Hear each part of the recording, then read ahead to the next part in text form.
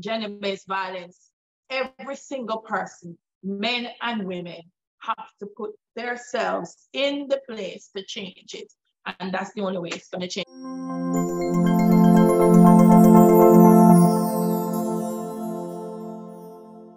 Sorry, Tremaine, thank you so much for speaking with me.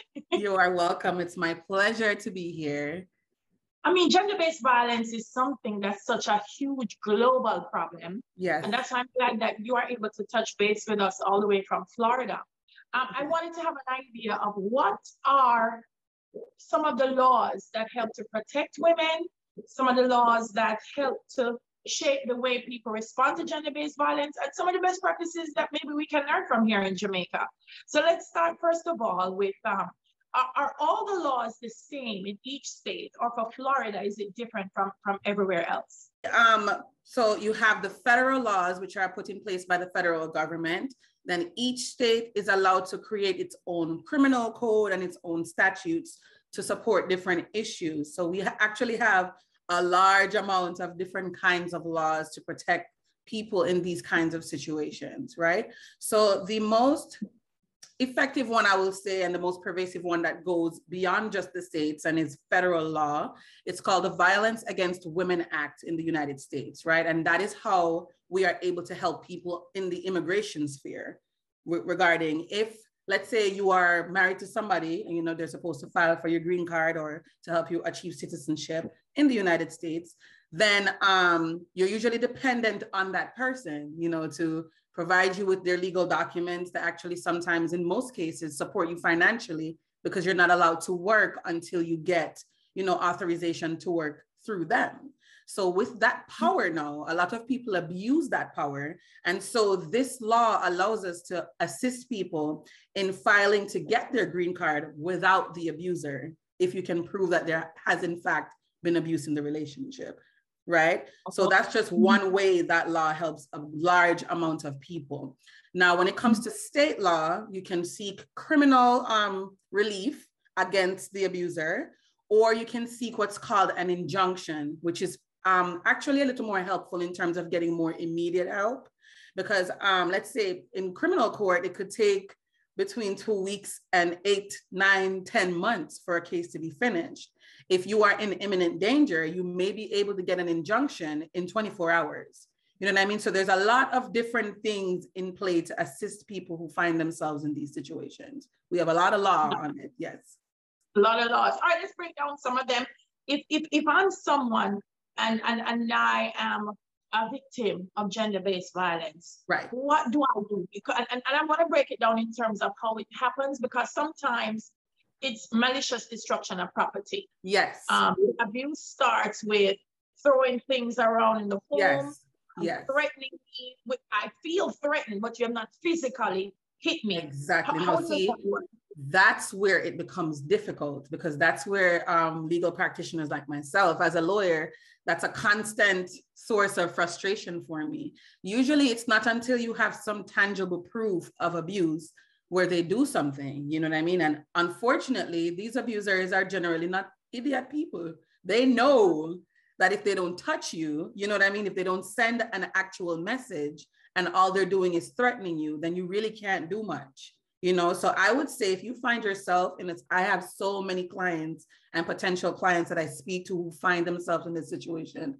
The first thing I tell them to do is, if you have your phone and the person is not, you know, trying to control your means of communication, Google the domestic violence center nearest to you. You can Google here we have a national domestic violence hotline. You can contact them and they'll put you in contact with people in your area who can help you, you know, get the injunction and stuff like that. Now, for the person who is like not just in fear of their life, like this person has put their hands on you, or you are literally scared that something's about, you need to call the police immediately. That is step one.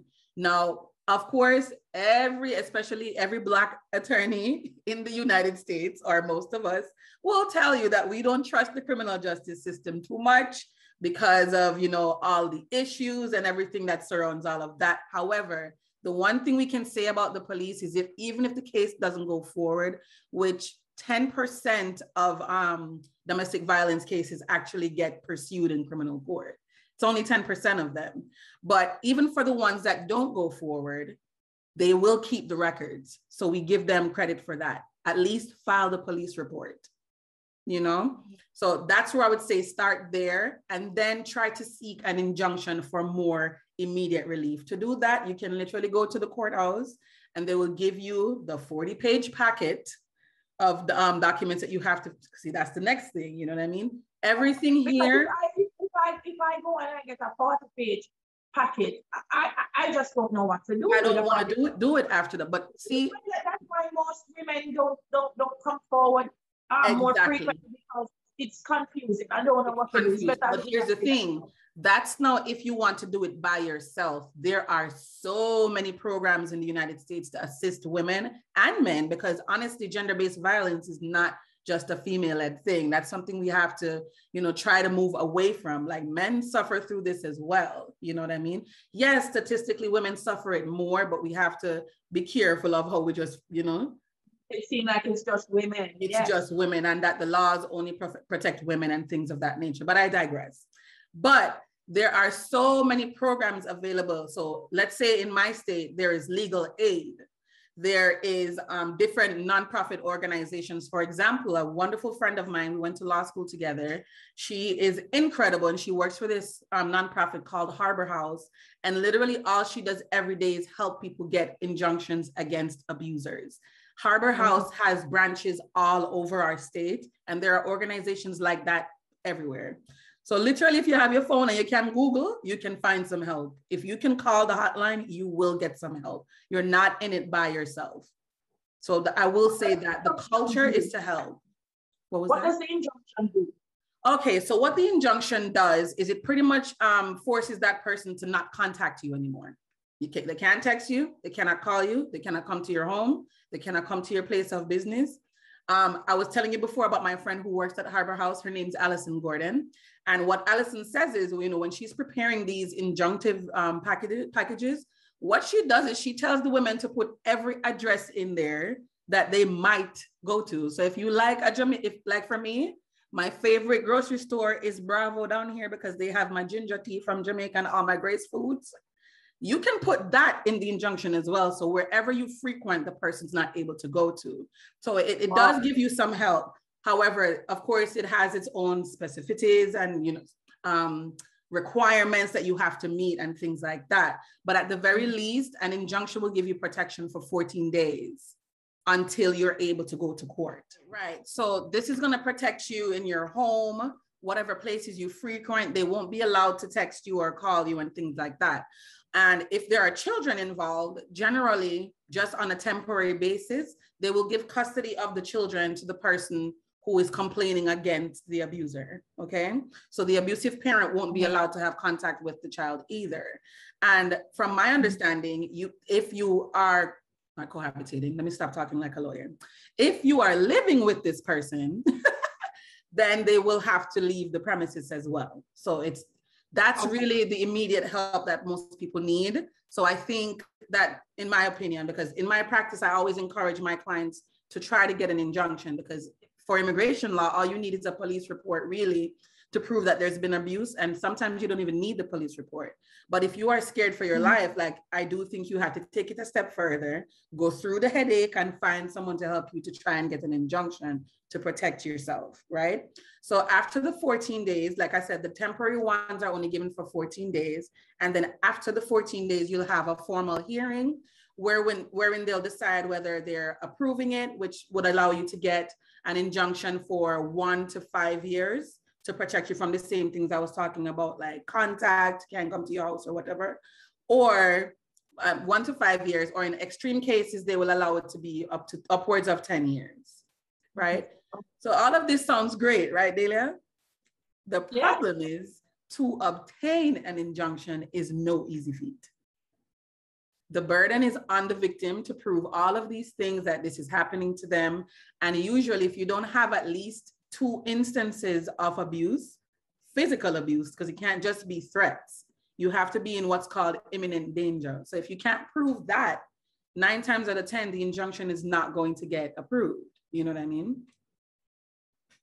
Wow. So I'm hearing some of the things that need to happen is, first of all, you have to make a report of it. Yeah. There has to be something that logs that something happened. Yes.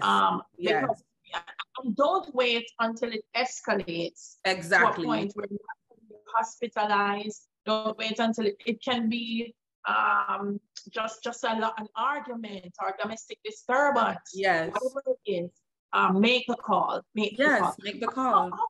How do the neighbors fare in? Because sometimes I'm in a situation, I'm not able to make the call. Is that why people have to stop sitting on the fence and be the person to make the call and say, hey, there's a domestic disturbance next door? You know what? That has been part of the culture shock that I experienced in the United States. I'm from a small town. We've talked before. I always big up money when I'm talking. So everybody knows everybody. And if anything is happening, somebody's going to tell somebody. That is not the case in the United States. We've lived in our house that we just bought our home 2 years ago. And I cannot tell you what my neighbor's name is. Wow. It's very different, you know? If it does get like loud and you hear things being thrown and if there's a gunshot, if you are nosy enough, like me, of course, I'm calling the police. But putting that responsibility on neighbors, it's a little different in the United States because culturally it's very different here. People don't get in people's business most times, you know, unless it's benefiting them in some kind of way. So that's where it becomes difficult. I actually have an example of this, but I call the cops each and every time. This young man that was living across from us, he's since moved away. His girlfriend was verbally abusing him. She would throw things at, like, we could sit in the house and watch it happening. And I would call the cops every time it happened. You know what I mean? Because the worst thing that could happen is for you, even if you don't want to get involved, is to not say something and then something worse happens to that person. Yeah. If you regret something, do something.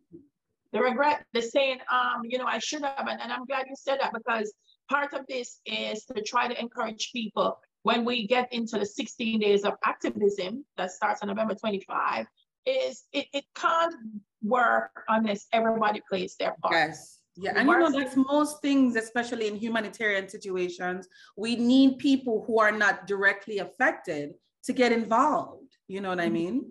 So here's the problem now, Tremaine. I don't know we only have 15 minutes, but I have to throw this in. So the neighbor going to say, Lord of mercy, I'm going to call the police. The police are going to write down my name and say, I call them. And then now I have to go give statements. And next thing they're going to tell me, say, I have to come to court and the man are going to know, or the woman going to say, we must condemn. Right. What are there laws to protect me from? Oh, absolutely. Look here, the amount of cases get solved by anonymous tips in this place. You do not have to disclose who you are, which part you live, or anything like that. You just have to make the call. There's protections for everyone. There's protection for the victims in terms of, let's say you move and go live somewhere else. Whatever documents are being filed, your address will be hidden. In terms of immigration law, all of your documents go to your lawyer. It doesn't go to this person. I once won, it's called VAWA, the Violence Against Women Act. I once won a VAWA case when the lady was still living in the house with the man, and she leave him with our green card and he had no idea what was going on because people are afraid, you know, so there's a lot of measures in place to protect people. Going back to criminal now, let's say you do call the police and the person does get arrested. There are laws in place in Florida now where the police and the state attorney's office, which are the prosecutors, they're required to let the victim know when things are happening in the case. So when this man is released from prison, they're supposed to let you know. When he's going to court, they're supposed to let you know. So they do try to, you know, put a lot of things in place to help these victims, but I'm cynical, so I'm going to tell the truth. These things don't work. They do not have the proper funding. They don't have the manpower. So that's the thing with America. Everything sounds very nice. And, you know, yes, we have this in place, but how effective is it? Is it working? You know, all these programs I'm telling you about, yes, they exist, but is my indigent client who don't have the money to even go, you see what I'm saying? Like, these programs can only work if there are systems put in place to help the people who it most affects. And that is the thing. It does not. All right, Tremaine, that's a powerful way to wrap this up, because it means there's so much more work to do. So much because here in Jamaica, when we say you know, I mean, we like to compare. We like to say, oh, because we're a developing country, we don't have things in place. But gender-based violence is a challenge everywhere. Everywhere. And we all have to see how we can help to eliminate it. I want to say one last thing, and because, you know, I grew up in Jamaica as well, and growing up as a girl in Jamaica, I don't have to explain to you what society tells us we are supposed to and supposed to not. The first step in fixing the gender-based problem we have in Jamaica and in the Greater Caribbean is we have to stop letting these men believe that women are property, that we are somehow less than, we are not worthy of thinking for ourselves and being our own person and doing what we need to do for our lives to make us happy. I think that's where it all starts. We as a culture, we have to try to bring that culture shift forward. Yes, we're a conservative country in many respects, but that has to change. Until men stop seeing women as property, it will never get better. Absolute powerful way to end. You are so correct. Gender-based violence, every single person, men and women, have to put themselves in the place to change it. And that's the only way it's going to change. Tremaine, always great talking to you. Thank you so much for having me. Thank you.